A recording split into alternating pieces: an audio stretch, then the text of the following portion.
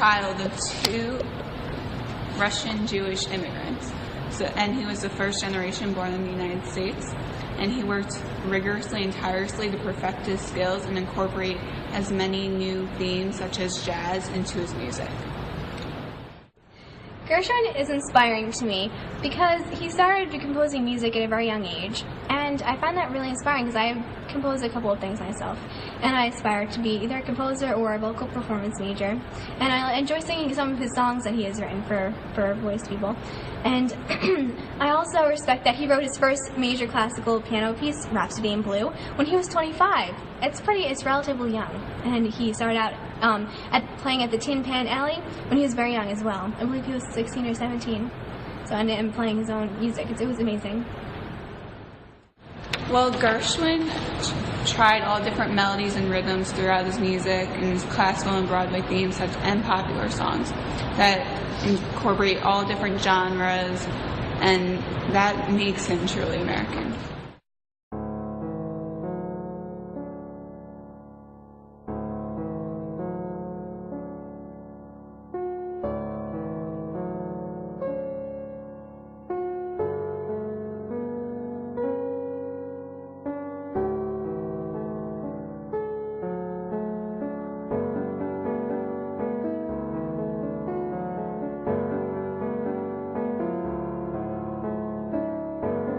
I love Stephen Sondheim's work because it's very complicated, but it can be very beautiful when done correctly. And he'll have 3 or 9 groups of people singing at you at once, and they're all singing about something different, but it's still really cool. I love his musicals.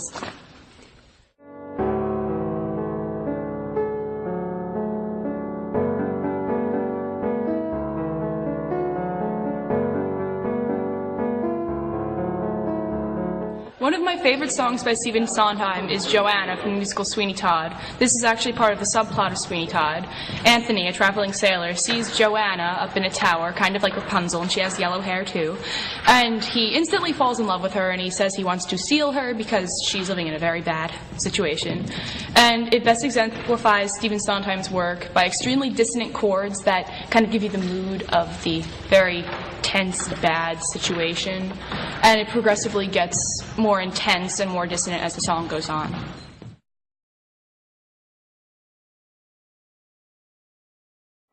What I find compelling and attractive of John Williams' work is that he writes sometimes complicated music, and it sounds simplistic, and when he writes simplistic music, it sounds complicated.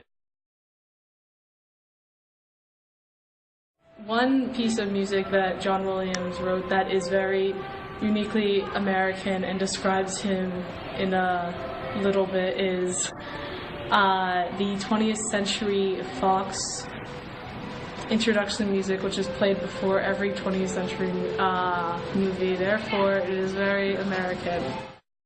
Well, Danny Elfman, he's most known for his work on Tim Burton movies such as Alice in Wonderland or Batman.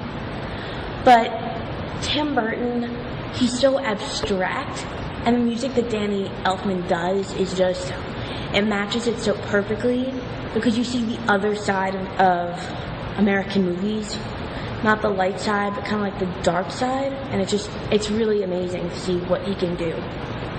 The American culture experience now revolves around the TV, film, and music industries. Danny Elfman's work combines the movie industry and the music industry by doing scores for famous movies. It really ties together some of the industries in America today. I think when I think of Danny Elfman and I think of his music, the irregular beats and rhythms remind me of George Gershwin's I Got Rhythm. And I think it's a reflection of how, even though music has come so far since George Gershwin, it really stayed similar because he can do music for movies like Tim Burton but still have the same effects as I Got Rhythm.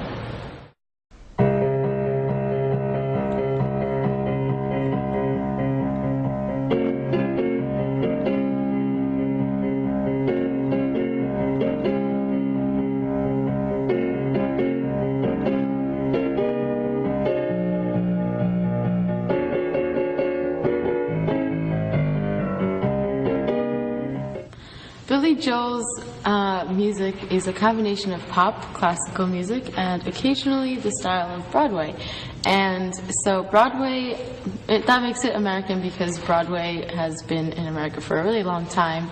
And back when he was popular and put on shows and everything, all the American people loved him a lot. I find Billy Joel very compelling because his music is very original and no other person can sing like Billy Joel. He has a very original sound in his voice. And, his song, Only the Good Die Young, when heard first by people, they think it's very strange. But when you listen to the song and listen deeply into the lyrics, you'll find out that it's an upbeat song and it's really pretty and it's a good dancing piece. Cherish, cherish. So tired of broken hearts and losing at this game. Before I start this dance, I'll take a chance of telling you I want more than just romance. You are my destiny. I can't let go, baby. Can't you see? You've been. With Madonna, everything's her style. She doesn't care who people think she is. She dresses however she wants to. Open Your Heart is one of her most popular songs, and it used to be called Follow Your Heart.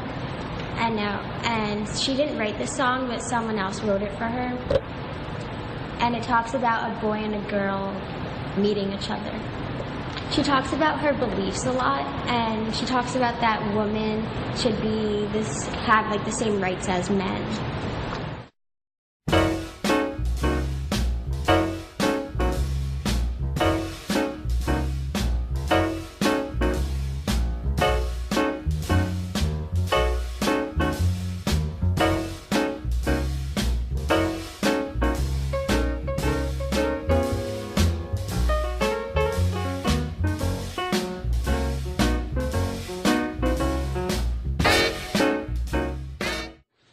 Ray Charles really wrote about his experiences as a black person living in the United States, so I feel like his songs really portray what life was like for African Americans in the United States.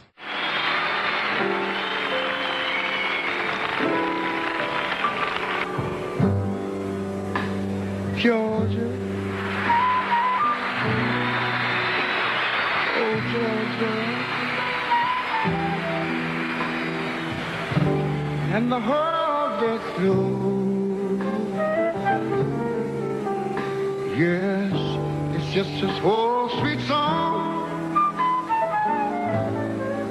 keeps Georgia on my mind.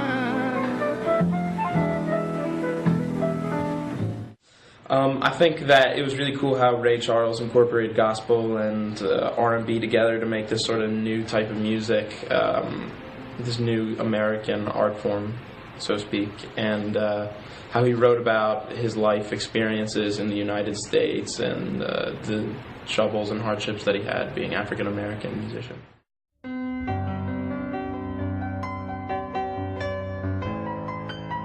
I think it would have to be John Williams, because both Danny Elfman and John Williams, they wrote the musical scores for some of my favorite movies, and I would love to learn how they were able to put such feelings in the music.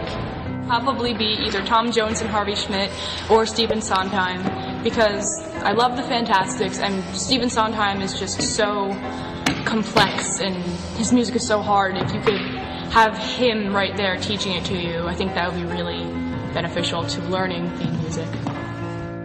John Williams would be the person I would want to meet because he writes such good music that I would want to learn about what gave him that ideas to write that type of music for that specific type of movie and such. I would choose Taylor Swift because she just talks about things girls. Well, I chose George Gershwin even though it wasn't mandatory because he just started the American line of music by incorporating jazz and all different themes and 12-bar blues theme, and piano variations. It was just incredible to hear. If I could meet any American composer, I would like to have a piano lesson with George Gershwin. He has inspired me, and I really enjoy his jazz classical style. And I would enjoy picking up some of his styles and composing some music with him, possibly. Rhapsody in Blue was a favorite of mine that he has composed, and it's really great orchestral / piano solo work. For my music lesson, I would probably choose, it would probably be between like Ray Charles or Stevie Wonder, just so I could learn how to play piano that well. I think that would be really cool.